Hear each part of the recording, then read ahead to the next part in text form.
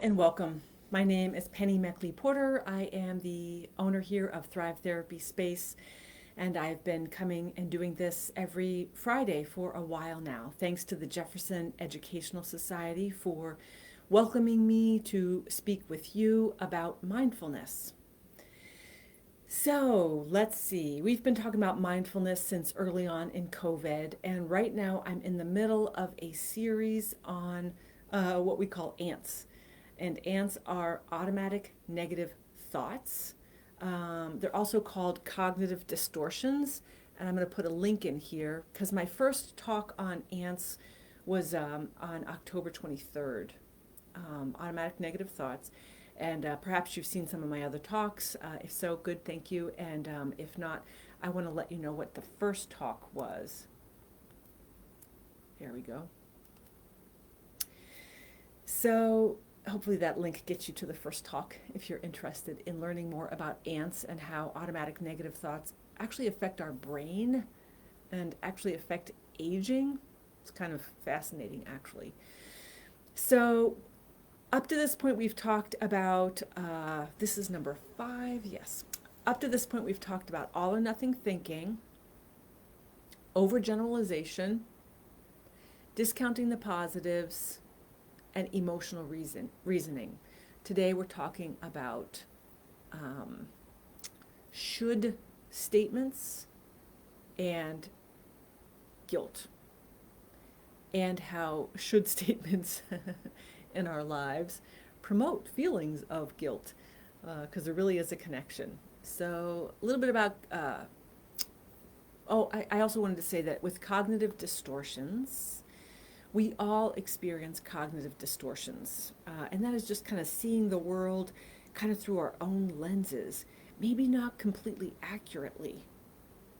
So when you are looking at yourself in your life to see if there are cognitive distortions, I encourage you to be gentle with yourself, and that as you notice some cognitive distortions, again, be gentle, use a gentle curiosity, and instead of judging yourself for it, just be like, oh, wow, I guess I do that.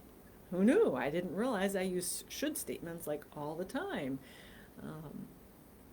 Because when we come at ourselves with a gentle curiosity, instead of a hard kind of expectation and I should be doing better and I shouldn't be doing this, then the gentle curiosity actually is quite helpful.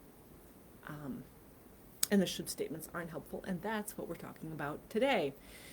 So in this cognitive distortion, using should statements, a person uses the word should in their thinking and in their vocabulary, and they're using the word should, and it's related to their own expectations of themselves and others. And using should a lot and having these expectations often result in us feeling guilty, perhaps result in us feeling shame, and often result in us feeling disappointment in self and in others, and even frustration and anger with self and others. So, we're not saying that you shouldn't have any expectations of yourself, like, I'm a mother and I should try to be a good mom. I don't know, I can get on board with that. I should try to do a good job in life. Yeah, I can get on board with that. Maybe you want to do a good job in life too and feel like you should. Where we're really kind of taking issue with the word should is that we can overuse the word should, and we're using it all the time with ourselves and others in specific situations. And then when we don't meet our own expectations, or other people don't meet our own expectations, then we can end up in a lot of shame and guilt and disappointment and frustration, which doesn't end up being particularly helpful. So we use it often with ourselves. I should have done something differently. Or I should visit my friend. There's kind of different categories of how we use it, but we often use should a lot. Let's say there's something I'm kind of disappointed with myself. Last week I messed up on my Jefferson talk a little bit. Something popped up on the screen and I couldn't get it to go down. So now I could say, I should have scrolled to the bottom, because that's where I figured it out. Or I shouldn't have let that happen. It was an unexpected message. And so I can really just be saying to myself, I should be better. That's kind of the bottom line of what we end up saying to ourselves. I should be doing better, and I should not be making mistakes, and I should not be messing up, and I should keep myself to these very high expectations. We can also use it with other people quite a bit. How about the last time you were, I don't know, frustrated with somebody in your life, frustrated or disappointed, and thought to yourself, he shouldn't have done that. She should do better. There can be situations in your personal life, situations at work, just having a sense that somebody shouldn't do that, or somebody should have done something else. It actually happens to us a lot. At work, for example, I could have an expectation. How about like that people leave the kitchen clean at work, right? That people don't leave stuff in the sink or whatever. Well, she shouldn't have done that. He shouldn't do that. He should just clean up. It's so easy. Just put the darn thing in the, washing machine or whatever, dishwasher or whatever. So the other thing we can try to understand about this should-ing is that we often have an expectation of how people are, should. I can't even explain it without using the word should. Did you see that? We have an expectation about how people should behave, and an expectation about how ourselves we think we should behave. And those expectations generally are based on our ideal of ourselves and our ideal of other people. So I'm a kind person, I am a considerate person, but I can still fall down on the job like routinely in my life without leaving enough time for something, without checking in with someone. There's so many ways I can kind of fall down on the job because essentially I'm not unfailingly living up to my own expectations. One thing to be aware of is with our expectations of other people, we often inadvertently expect them to behave the way we want ourselves to behave. So if I do try to be kind, then I just kind of like expect that other people would be kind. Or if I happen to have a strength with budgeting and I like stay on top of my finances, it's not even hard. I can save money, I get money, I can save money. It's not even hard. It's probably one of my strengths if it's pretty straightforward for me. And then I can think of somebody else in my life, well, he should just save his money. He just shouldn't be spending that way. See what I'm doing? If I'm kind of good at something, I might not even recognize that that's an area of strength, but then I just assume that other people would be able to be strong in that area. And I can end up shoulding them because I'm expecting them to be good at things that either I'm good at or things that I value. So another way we use should often is our expectations of things that happen in our lives. And so I've heard people saying, about COVID, we're living through a difficult time right now.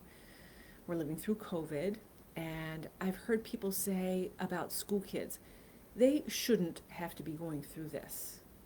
Or the kids who didn't get to have a real good graduation ceremony last year. This shouldn't be happening. They should have a regular graduation ceremony. Kids shouldn't be living through this stress.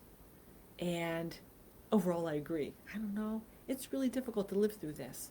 But using the word should is kind of implying that, well, obviously the things shouldn't be happening this way.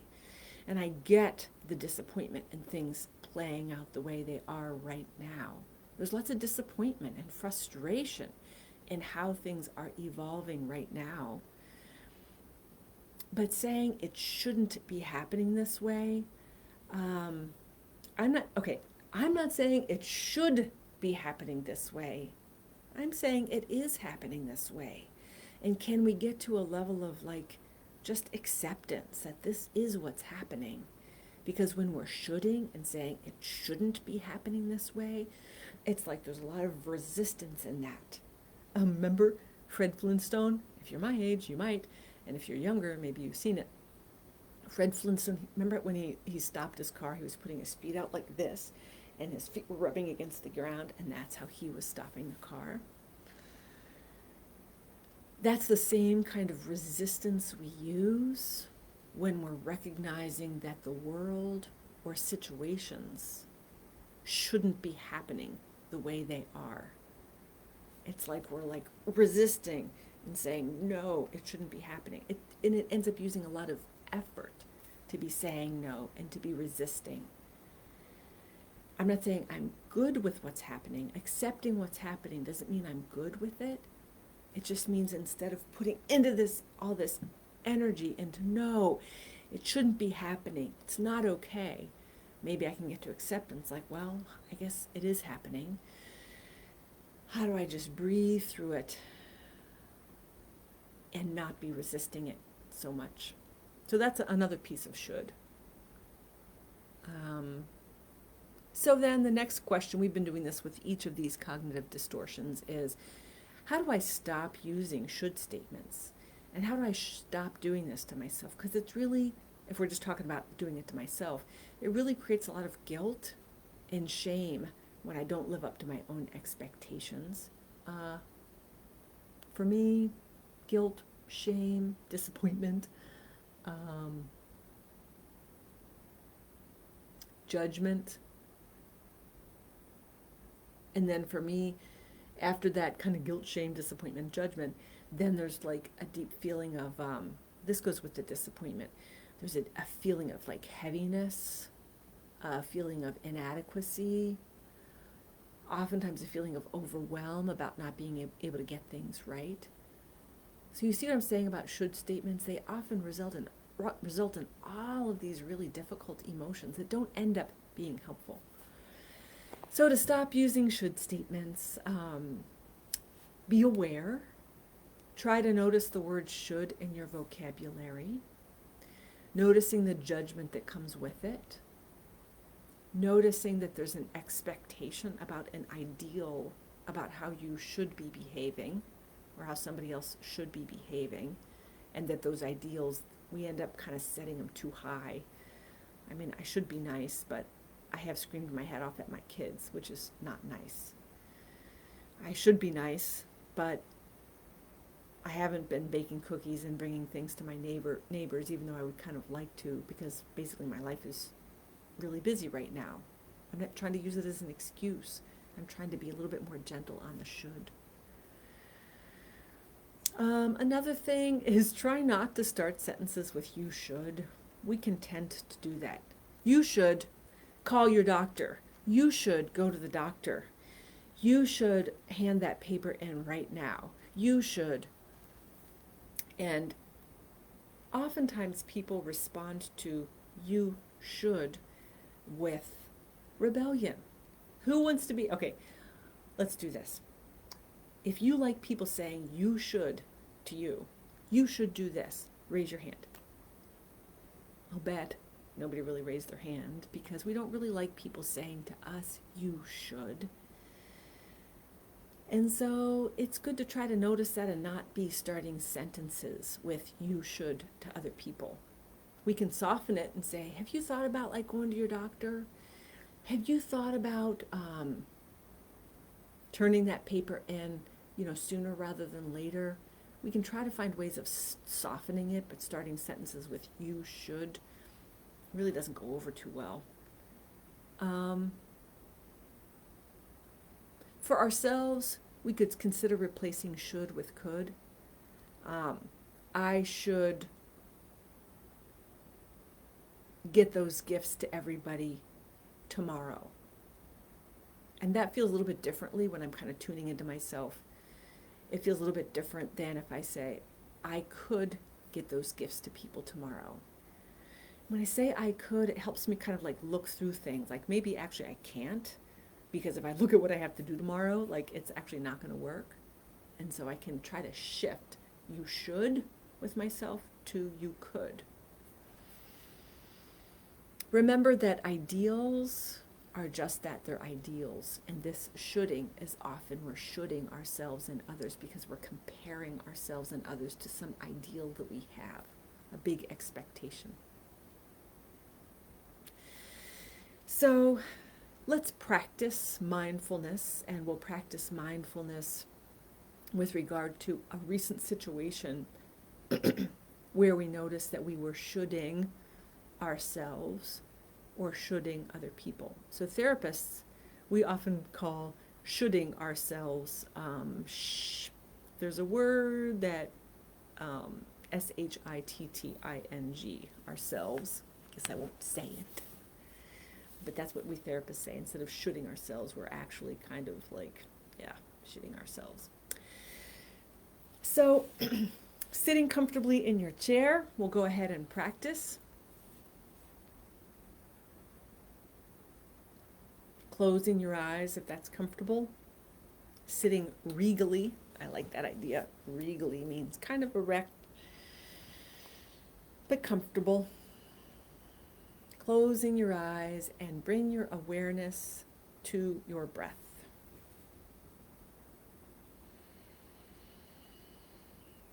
Noticing your chest cavity expanding and contracting.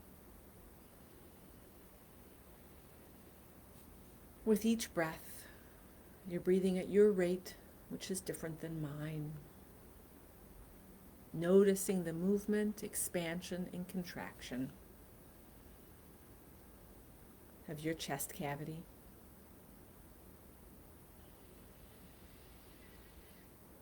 Though some people prefer to notice the breath at the nostril with the inhale and exhale, just either listening or feeling the breath.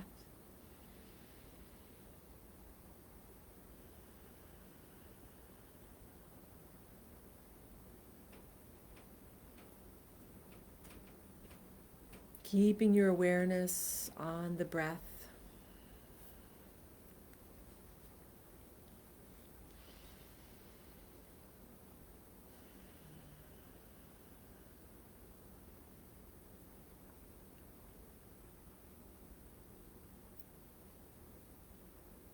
Before we start with the should statement, I'd like you to notice your feet on the floor, kind of anchoring yourself in this room where you are right now. Feeling your body touching your chair, again anchoring yourself in this room today.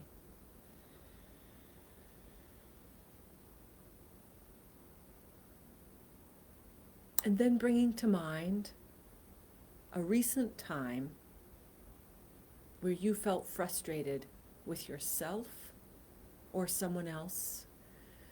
Hopefully a medium level of frustration. We'll be practicing on a medium level of frustration, just because it's easier to practice on a medium level of frustration than on a really high level of frustration.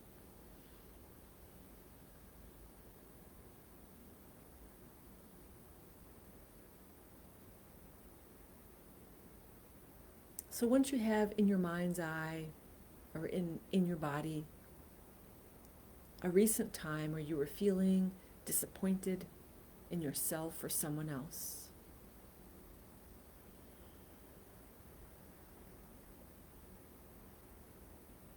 and being patient with yourself as we try to bring up these emotions, noticing whether you used the word should in your mind with yourself or someone else. I should have, they should have, or should.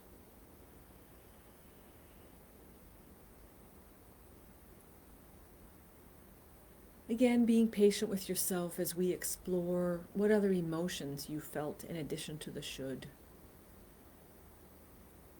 You're just being open to your experience. Perhaps you felt judgment. Perhaps frustration, anger, perhaps at self or others. Guilt, if it's something about yourself. Maybe even shame, guilt or shame. If it's about yourself, maybe a sense of not being good enough. Again, if it's about yourself, perhaps feeling inadequate or overwhelmed or defeated.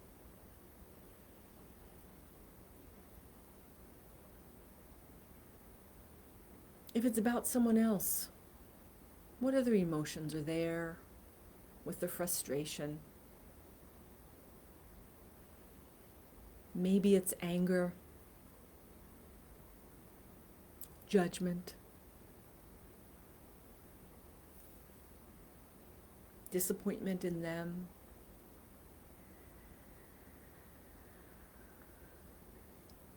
Any other emotions that you're feeling or felt at that time? So you're being aware of the emotions. Perhaps those also right now, let's bring to mind what you were thinking. I don't want to get caught up in thought and go off right now just in thinking about this. But if you can bring your awareness to what were you thinking then?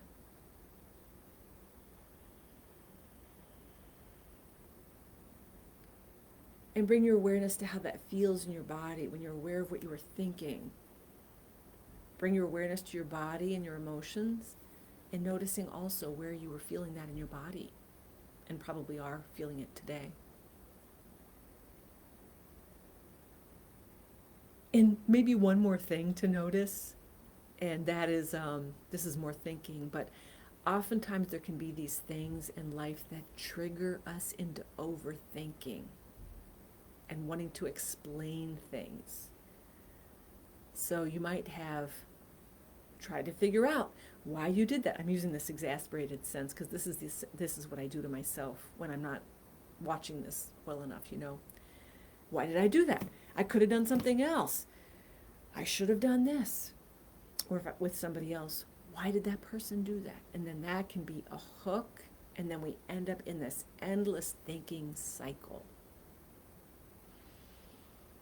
Coming back to you right now, the sense of frustration and disappointment, the sense of shoulding, feeling it in your body.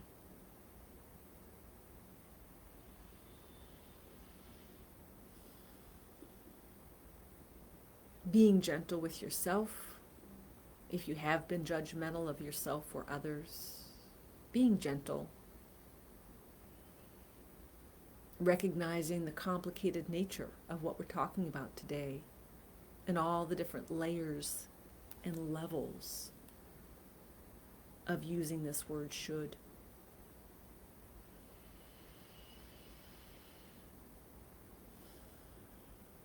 So I'd like to start to wrap up this meditation.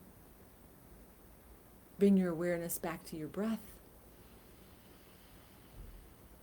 Bring your awareness back to your feet and your body in your chair.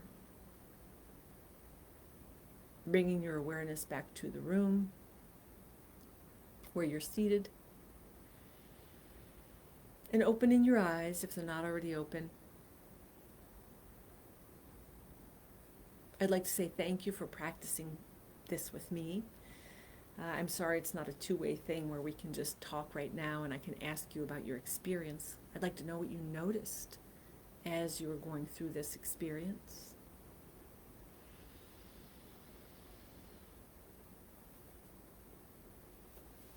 Your homework, should you choose to accept it, for the next week, seeing if you can notice the word should in your vocabulary. Just be aware of it. And when you notice, you don't even have to do anything different.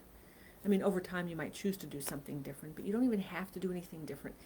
I'd like you just to start by noticing this word.